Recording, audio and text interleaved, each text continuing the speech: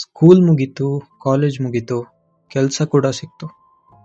ಯಾವಾಗಪ್ಪ ರಜೆ ಸಿಗುತ್ತೆ ಅಂತ ಕಾಯ್ತಿರ್ತೀವಿ.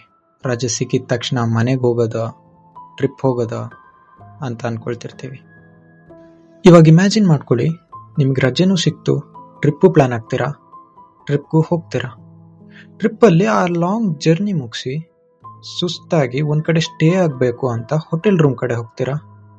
ರೂಮು ಸಿಗುತ್ತೆ, ರೂಮ್ ಒಳಗಡೆ ಹೋಗ್ತೀರಾ.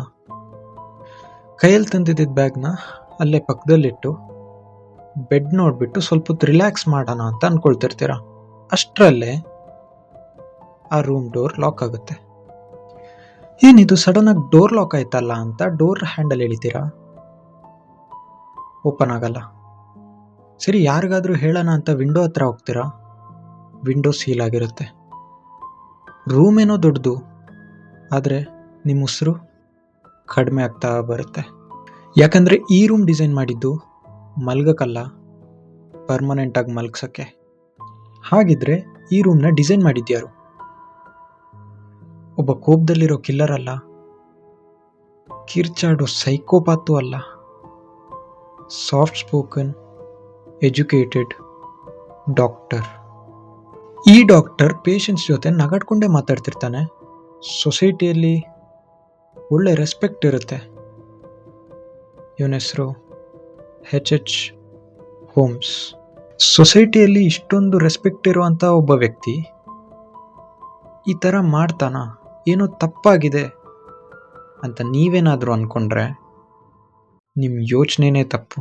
ಯಾಕಂದರೆ ಅವನು ಆತುರದಿಂದಾಗಲಿ ಒಂದು ಪ್ಯಾನಿಕ್ಕಿಂದಾಗಲಿ ಕೊಲೆ ಮಾಡಿಲ್ಲ. ಫಸ್ಟ್ ಆಫ್ ಆಲ್, ಅವನಿಗೆ ಕೊಲೆ ಅಂದರೆ ಎಮೋಷನ್ ಆಗಿರಲಿಲ್ಲ, ಇಂಜಿನಿಯರಿಂಗ್ ಆಗಿತ್ತು. 1893 ಚಿಕಾಗೋ ಸಿಟಿ ಫುಲ್ ಸೆಲೆಬ್ರೇಷನ್ ಮೋಡಲ್ಲಿ ಇರುತ್ತೆ. ಯಾಕಂದರೆ ಅಲ್ಲಿ ನಡೀತಿದ್ದು ವರ್ಲ್ಡ್ಸ್ ಫೇರ್, ಅಂದರೆ ವಿಶ್ವಮೇಳ. ಎಲ್ಲಿ ನೋಡಿದ್ರು ಲೈಟ್ಸ್, ಎಲ್ಲ ಕಡೆನೂ ಮ್ಯೂಸಿಕ್, ಜನಗಳು ಮುತ್ಕೊಂಡಿರ್ತಾರೆ. ಸ್ವಲ್ಪ ಜನ ಜಾಬ್ ಹುಡುಕ್ತಿದ್ರೆ, ಇನ್ನು ಕೆಲ ಜನ ಹೊಸ ಲೈಫ್ ಸ್ಟಾರ್ಟ್ ಮಾಡಬೇಕು ಅಂತಾನೆ ಬಂದಿರ್ತಾರೆ. ಇದನ್ನೆಲ್ಲ ಗಮನಿಸ್ತಿದ್ದ ಆ ಡಾಕ್ಟರ್ ತಲೆಯಲ್ಲಿ ಒಂದು ಥಾಟ್ ಬರುತ್ತೆ. ಅದೇನು ಅಂದರೆ, ಈ ನಾಯ್ಸಿ ಸಿಚುವೇಶನಲ್ಲಿ ಯಾರು ಕೂಗಿದ್ರು ಯಾರಿಗೂ ಕೇಳಿಸಲ್ಲ. ಅಷ್ಟೊಂದು ಕ್ರೌಡ್ ಇದ್ದ ಆ ಸಿಟಿಲಿ ಒಂದು ಮಾನ್ಸ್ಟರ್ ಇನ್ವಿಸಿಬಲ್ ಆಗುತ್ತೆ. ವರ್ಲ್ಡ್ಸ್ ಫೇರ್ ನಡೀತಿರುವ ಈ ಜಾಗದಲ್ಲಿ ಒಂದು ಹೋಟೆಲ್ ಓಪನ್ ಆಗಿದೆ ಅಂತ ಆ ಡಾಕ್ಟರ್ ಅನೌನ್ಸ್ ಮಾಡ್ತಾರೆ. Clean rooms, cheap rent, owner ಯಾರು? ಒಬ್ಬ ಡಾಕ್ಟರ್ ಅಂತ ಹೇಳಿದ ತಕ್ಷಣ ಎಲ್ರಿಗೂ ಆಟೋಮೆಟಿಕ್ ಆಗಿ ನಂಬಿಕೆ ಹುಟ್ಟುತ್ತೆ. ಚೆಕ್ ಇನ್ ಟೈಮಲ್ಲಿ ಫ್ರಂಟ್ ಡೆಸ್ಕಿನ ಒಂದು ರಿಜಿಸ್ಟ್ರಲ್ಲಿ ಅವರ ಹೆಸರು ಎಂಟ್ರಿ ಆಗುತ್ತೆ, ಕೀ ಕೊಡ್ತಾರೆ, ಸ್ಮೈಲ್ ಕೂಡ ಎಕ್ಸ್ಚೇಂಜ್ ಆಗುತ್ತೆ. ಬಟ್ ಅಲ್ಲಿರೋ ಯಾರಿಗೂ ಗೊತ್ತಿರಲ್ಲ ಆ ರಿಜಿಸ್ಟರ್ ಗೆಸ್ಟ್ ಲಿಸ್ಟ್ಗಲ್ಲ, that was a disappearance log ಅಂತ. ಒಂದ್ಸ ಆ ರಿಜಿಸ್ಟ್ರಲ್ಲಿ ನಿಮ್ಮ ಹೆಸರು ಎಂಟ್ರಿ ಆದಮೇಲೆ ನಿಮ್ಮ ಕೌಂಟ್ ಡೌನ್ ಆಲ್ರೆಡಿ ಶುರು ಆಗಿದೆ ಅಂತ ಅರ್ಥ. ಇದರಲ್ಲಿ ಒಂದು ವಿಷಯ ಏನು ಅಂದರೆ, ಆ ಬಿಲ್ಡಿಂಗ್ ಯಾರಿಗೂ ಅರ್ಥ ಆಗಲ್ಲ. ಯಾಕಂದರೆ ಕನ್ಸ್ಟ್ರಕ್ಷನ್ ಟೈಮಲ್ಲಿ ಡೈಲಿ ವರ್ಕರ್ಸ್ ಚೇಂಜ್ ಆಗ್ತಾ ಇದ್ರು. ಫಾರ್ ಎಕ್ಸಾಂಪಲ್, ಇವತ್ತು ಒಂದು ಗ್ರೂಪ್ ಫೌಂಡೇಶನ್ ಹಾಕಕ್ಕೆ ಬಂದರೆ ನಾಳೆ ಗೋಡೆ ಕಟ್ಟಕ್ಕೆ ಇನ್ನೊಂದು ಗ್ರೂಪ್ ಬರ್ತಿದ್ರು. ಹಾಗೇನೆ ಸ್ಟೇರ್ಸ್ ಕಟ್ಟಕ್ಕೆ ಒಂದು ಗ್ರೂಪ್ ಬಂದರೆ ಟೆರೇಸ್ ಕಟ್ಟಕ್ಕೆ ಇನ್ನೊಂದು ಗ್ರೂಪ್ ಬರ್ತಿತ್ತು. ಆ ಬಿಲ್ಡಿಂಗ್ನ ಕಂಪ್ಲೀಟ್ ಬ್ಲೂ ಪ್ರಿಂಟ್ ಯಾರಿಗೂ ಗೊತ್ತಿರಲ್ಲ, ಯಾರ ಕೈಗೂ ಸಿಕ್ಕಲ್ಲ. ಆ ಬಿಲ್ಡಿಂಗ್ನ ಡಿಸೈನ್ ಗೊತ್ತಿದ್ದು ಒಬ್ಬ ವ್ಯಕ್ತಿ ಮಾತ್ರ, ಡಾಕ್ಟರ್. ರೀಸನ್ ತುಂಬ ಸಿಂಪಲ್. ಆ ಬಿಲ್ಡಿಂಗ್ ಸ್ಟ್ರಕ್ಚರ್ ಯಾರಿಗೂ ಅರ್ಥ ಆಗಿಲ್ಲ ಅಂದರೆ ಏನು ಎಕ್ಸ್ಪ್ಲೇನ್ ಮಾಡೋಕ್ಕಾಗಲ್ಲ. ಕನ್ಫ್ಯೂಷನ್. ಈ ಕನ್ಫ್ಯೂಷನ್ನೇ ಅವನು ಮಾಡೋ ಕೊಲೆಗಳಿಗೆ ಒಂದು ಫೌಂಡೇಶನ್. ಕನ್ಸ್ಟ್ರಕ್ಷನ್ ಆದಮೇಲೆ ಆ ಫೈನಲ್ ಬಿಲ್ಡಿಂಗ್ನ ಸ್ಟ್ರಕ್ಚರ್ ಹೇಗಿರುತ್ತೆ ಅಂದರೆ ಲಾಜಿಕ್ಕೇ ಇರಲ್ಲ. ಈ ಬಿಲ್ಡಿಂಗಲ್ಲಿ ಡೋರ್ಸ್ ಇರುತ್ತೆ, ಓಪನ್ ಮಾಡಿಬಿಟ್ಟು ಒಳಗೆ ಹೋಗೋಣ ಅಂದ್ಕೊಂಡ್ರೆ ಖಾಲಿ ಗೋಡೆ ಇರುತ್ತೆ. ಈ ಬಿಲ್ಡಿಂಗಲ್ಲಿ ಸ್ಟೇರ್ಸ್ ಇದೆ, ಹತ್ಕೊಂಡು ಹೋದರೆ ಆ ಫ್ಲೋರ್ನ ಸೀಲಿಂಗ್ ಇರುತ್ತೆ. ಈ ಬಿಲ್ಡಿಂಗಲ್ಲಿ ಕೆಲವು ರೂಮ್ಸ್ಗಳು ಹೊರಗಿನಿಂದ ಲಾಕ್ ಆಗಲ್ಲ, ಆದರೆ ಒಳಗಿಂದ ಲಾಕ್ ಆದರೆ ಕಂಪ್ಲೀಟ್ ಸೀಲ್. ಎಲ್ಲ ರೂಮ್ಗೂ ಗ್ಯಾಸ್ ಪೈಪ್ಸ್ ಕನೆಕ್ಟ್ ಆಗಿರುತ್ತೆ, ಆದರೆ ಅದರದ್ದು ವೆಂಟ್ಸ್ ಡಾಕ್ಟರ್ ಕಂಟ್ರೋಲಲ್ಲಿರುತ್ತೆ. ಈ ಬಿಲ್ಡಿಂಗ್ ಒಂದು ಹೋಟೆಲ್ ಅಲ್ಲ, ಇದೊಂದು ಹ್ಯೂಮನ್ ಟ್ರ್ಯಾಪ್ ಸಿಸ್ಟಮ್. ಹಾಗಿದ್ರೆ ಆ ಬಿಲ್ಡಿಂಗಲ್ಲಿ ಏನು ನಡೀತಿರುತ್ತೆ? ನಾನು ಮುಂಚೆ ಹೇಳಿದ ಥರ ಗೆಸ್ಟ್ಗಳಿಗೆ ರೂಮ್ ಸಿಕ್ಕಿದ ತಕ್ಷಣ ರೂಮ್ ಒಳಗೆ ಹೋಗ್ತಾರೆ, ರೂಮ್ ಒಳಗೆ ಹೋಗಿದ ತಕ್ಷಣ ಡೋರ್ ಲಾಕ್ ಆಗುತ್ತೆ. ಕೆಳಗಡೆ ಫ್ಲೋರ್ ಅಲ್ಲಿ ಈ ಡಾಕ್ಟರ್ ಗ್ಯಾಸ್ ಪೈಪ್ ಕನೆಕ್ಟ್ ಆಗಿರುತ್ತೆ ಅಂತ ಮುಂಚೆ ಹೇಳಿದ್ನಲ್ಲ, ಆ ಗ್ಯಾಸ್ ಪೈಪ್ದು ವ್ಯಾಲ್ವ್ಸ್ ನ ಓಪನ್ ಮಾಡ್ತಾನೆ. ಗ್ಯಾಸ್ ನಿಧಾನವಾಗಿ ರೂಮ್ ಒಳಗೆ ಹೋಗಕ್ ಸ್ಟಾರ್ಟ್ ಆಗುತ್ತೆ. ಮೊದಲು ತಲೆನೋವು ಬರುತ್ತೆ, ಆಮೇಲೆ ತಲೆ ಸುತ್ತೋ ತರ ಆಗುತ್ತೆ. ಇದೆಲ್ಲ ಆಗುವಾಗ ಪ್ಯಾನಿಕ್ ಸ್ಟಾರ್ಟ್ ಆಗುತ್ತೆ. ಇವಾಗ ಅವರು ಗೆಸ್ಟ್ ಅಲ್ಲ, ವಿಕ್ಟಿಮ್ಸ್. ಪ್ಯಾನಿಕ್ ಅಲ್ಲಿ ವಿಕ್ಟಿಮ್ ಕಿರ್ಚಾಡೋಕ್ ಸ್ಟಾರ್ಟ್ ಮಾಡ್ತಾರೆ. ಆದ್ರೆ ಅವ್ರು ಕಿರ್ಚಾಡೋ ಸದ್ದು ಆ ರೂಮಿನ ಗೋಡೆ ದಾಟಿ ಹೋಗ್ತಿರಲ್ಲ. ಅಷ್ಟು ಕಿರ್ಚಾಡಿದ್ರು ಆ ರೂಮಿಂದ ಯಾಕೆ ಸದ್ದು ಹೊರಗಡೆ ಹೋಗ್ತಿರಲ್ಲ? ಯಾಕಂದ್ರೆ ಆ ರೂಮಿನ ಗೋಡೆ ತಿಕ್ಕಾಗಿರುತ್ತೆ. ಅದು ಅಲ್ಲದೆ ಅದು ಸೌಂಡ್ ಪ್ರೂಫ್ ಆಗಿರುತ್ತೆ. ಎಷ್ಟೇ ಕೂಗಾಡಿದ್ರು ಕೂಡ ಆ ಸದ್ದು ಅವ್ರಿಗೆ ಕೇಳಿಸ್ತಿರುತ್ತೆ ಹೊರತು ಆ ರೂಮ್ ದಾಟಿ ಆಚೆ ಹೋಗ್ತಿರಲ್ಲ. ಯಾವುದೇ ತರ ಸೌಂಡ್ ಪ್ರೂಫ್ ಆಗಿದ್ರು ಕೂಡ ಪಕ್ಕದ ರೂಮ್ ಅವರಿಗೂ ಕೇಳಿಸಿಲ್ವಾ ಅಂತ ಅನ್ಕೊಂಡಿದ್ರೆ ಕೇಳಿಸಿರಲ್ಲ. ಯಾಕಂದ್ರೆ ಪಕ್ಕದ ರೂಮಲ್ಲೂ ಕೂಡ ಇಷ್ಟೇ ತಿಕ್ಕಾದ ವಾಲ್ ಇರುತ್ತೆ, ಇದೇ ತರ ಸೌಂಡ್ ಪ್ರೂಫ್ ಆಗಿರುತ್ತೆ. ನಾನು ಮುಂಚೆ ಹೇಳ್ದಾಗೆ ಆ ಸಿಟಿಯಲ್ಲಿ ವಿಶ್ವಮೇಳ ನಡೀತಿರುತ್ತೆ. ಇಡೀ ಸಿಟಿ ಎಚ್ಚರ ಇರುತ್ತೆ. ಕೆಳಗಡೆ ರೋಡಲ್ಲಿ ಮ್ಯೂಸಿಕ್ ಪ್ಲೇ ಆಗ್ತಿರುತ್ತೆ. ರೂಮ್ ಒಳಗಡೆ ಮಾತ್ರ ಡೆತ್ ಸೈಲೆನ್ಸ್. ಈ ಸೈಲೆನ್ಸ್ ಅಂದ್ರೆ ಆ ಡಾಕ್ಟರ್ಗೆ ತುಂಬಾ ಇಷ್ಟ. ಯಾಕಂದ್ರೆ ಸೈಲೆನ್ಸ್ ಇದ್ರೆ ಅವನ ಪ್ರಕಾರ ಎಲ್ಲ ಕಂಟ್ರೋಲ್ ಅಲ್ಲಿ ಇದೆ ಅಂತ ಅರ್ಥ. ಎಲ್ಲಾ ವಿಕ್ಟಿಮ್ಸ್ ಗ್ಯಾಸ್ ಇಂದ ಸಾಯಲ್ಲ. ಸ್ವಲ್ಪ ಜನರು ಬದುಕಿರ್ತಾರೆ, ಆದ್ರೆ ತಿನ್ನೋಕೆ ಯಾವುದೇ ತರ ಆಹಾರ ಇರಲ್ಲ, ಕುಡಿಯೋಕ್ ನೀರಿರಲ್ಲ. ದಿನಗಳು ಕಳೆಯುತ್ತೆ, ಲೈಟ್ಸ್ ಆಫ್ ಆಗುತ್ತೆ, ಅವ್ರು ಕಂಪ್ಲೀಟ್ ಡಾರ್ಕ್ನೆಸ್ ಅಲ್ಲೇ ಬದುಕಬೇಕು. ಆ ಕತ್ಲಲ್ಲಿ ಅವ್ರ ಮನಸ್ಥಿತಿ ಹೇಗಿರುತ್ತೆ ಅಂದ್ರೆ, ಯಾರೋ ಒಬ್ರು ಬಂದು ನಮ್ಮನ್ನ ಕಾಪಾಡ್ತಾರೆ, ಹೇಗಾದ್ರೂ ಇಲ್ಲಿಂದ ಎಸ್ಕೇಪ್ ಆಗ್ತಾರೆ ಅಂತ ಹೋಪ್ಸ್ ಇಟ್ಕೊಂಡಿರ್ತಾರೆ. ಇನ್ನು ಸ್ವಲ್ಪ ದಿನ ಆದ್ಮೇಲೆ ಕೋಪ ಬರಕ್ ಸ್ಟಾರ್ಟ್ ಆಗುತ್ತೆ. ಆಮೇಲೆ ಪ್ರೇಯರ್ ಮಾಡಕ್ ಸ್ಟಾರ್ಟ್ ಮಾಡ್ತಾರೆ. ಮತ್ತೆ ಯಾರೂ ಬರಲ್ಲ, ಯಾರೂ ಕಾಪಾಡಲ್ಲ, ಅವರಲ್ಲೇ ಸತ್ತೋಗ್ತಾರೆ. ಇಷ್ಟೆಲ್ಲ ಚಿತ್ರಹಿಂಸೆ ಕೊಟ್ಟು ಯಾಕೆ ಸಾಯಿಸ್ಬೇಕಿತ್ತು? ಸ್ವಲ್ಪ ಜಾಸ್ತಿ ಗ್ಯಾಸ್ ಬಿಟ್ಟು ಅವಾಗ್ಲೇ ಸಾಯಿಸ್ಬೋದಿತ್ತಲ್ವಾ? ಆದ್ರೆ ಈ ಡಾಕ್ಟರಿಗೆ ಒಂದು ಮನುಷ್ಯ ಎಷ್ಟು ಹೋಪ್ಸ್ ಇಟ್ಕೊಂಡಿರ್ತಾನೆ, ಎಲ್ಲಿ ತನಕ ಇಟ್ಕೊಂಡಿರ್ತಾನೆ ಅಂತ ಅಬ್ಸರ್ವ್ ಮಾಡ್ಬೇಕಿತ್ತು. ಎಕ್ಸ್ಪೆರಿಮೆಂಟ್ ತರ. ಮೇಲ್ಗಡೆ ಫ್ಲೋರ್ಸ್ ಹೀಗಿದ್ರೆ ಕೆಳಗಡೆ ಬೇಸ್ಮೆಂಟ್ ಇನ್ನೊಂದ್ ತರ ಇರುತ್ತೆ. ಬೇಸ್ಮೆಂಟ್ ಅಲ್ಲಿ ಇದ್ದಿದ್ದು ಡೈಸೆಕ್ಷನ್ ಟೇಬಲ್ಸ್, ಬ್ಲಡ್ ಮಾರ್ಕ್ಸ್, ಹಾಗೆ ಆಸಿಡ್ ವ್ಯಾಟ್ಸ್ಗಳು. ಇವನ್ ಏನ್ ಮಾಡ್ತಿದ್ದ ಅಂತ ಹೇಳಿದ್ರೆ, ಮೇಲೆ ವಿಕ್ಟಿಮ್ಸ್ ನ ಸಾಯಿಸಿ ಅವ್ರ ಹೆಣಗಳನ್ನ ತಂದು ಆಸಿಡ್ ವ್ಯಾಟ್ಸ್ ಒಳಗೆ ಹಾಕ್ತಿದ್ದ. ಬಾಡೀಸ್ ಕರಗ್ತಿತ್ತು, ಬೋನ್ಸ್ ಸೆಪರೇಟ್ ಆಗ್ತಿತ್ತು.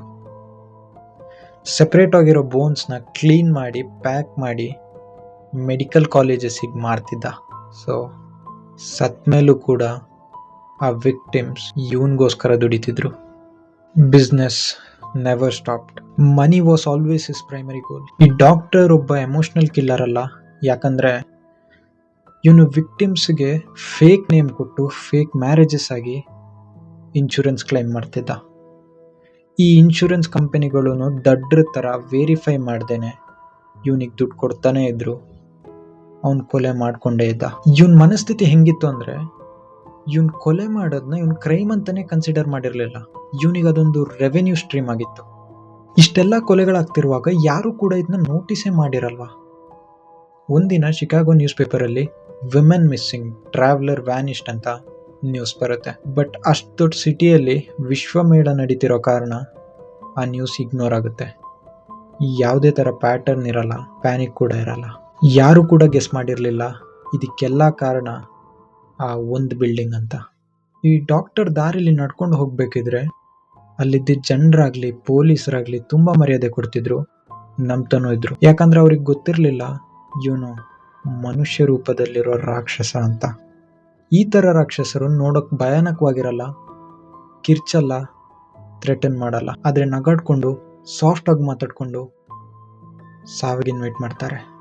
ಇಷ್ಟೆಲ್ಲ ಪ್ಲಾನ್ ಮಾಡ್ತಿದ್ದ ಈ ಡಾಕ್ಟರ್ ಒಂದಿನ ಸಿಕ್ಕಾಕೊಳ್ತಾನೆ.